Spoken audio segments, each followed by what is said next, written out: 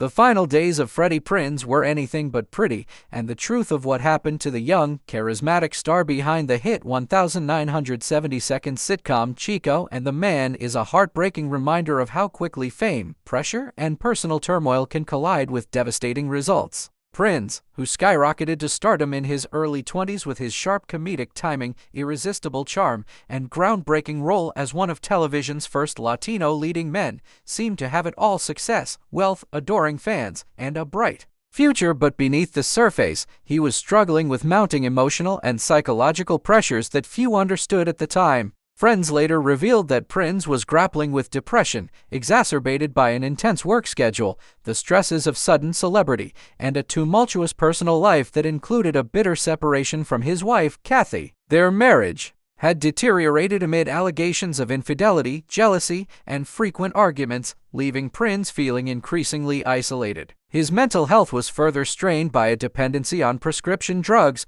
particularly Quaaludes, which he reportedly used both recreationally and to cope with insomnia and anxiety. In the weeks leading up to his death in January 1977, those close to him noticed a change. He was quieter, moodier, and prone to making dark, self-deprecating remarks, though many chalked it up to stress rather than recognizing the depth of his despair. On the night of January 28, after making a series of troubling phone calls to friends and family, Prinze was found in his Los Angeles apartment with a self-inflicted gunshot wound. He was rushed to the hospital and placed on life support, but his injury was too severe, and 2 days later, at just 22 years old, Freddie Prinze was pronounced dead. The tragedy was compounded by the fact that his infant son, Freddie Prinze Jr., would grow up without ever knowing his father, learning about him only through stories and the work he left behind. In the aftermath, questions swirled about the warning signs that had been missed and whether the people around him could have done more to intervene.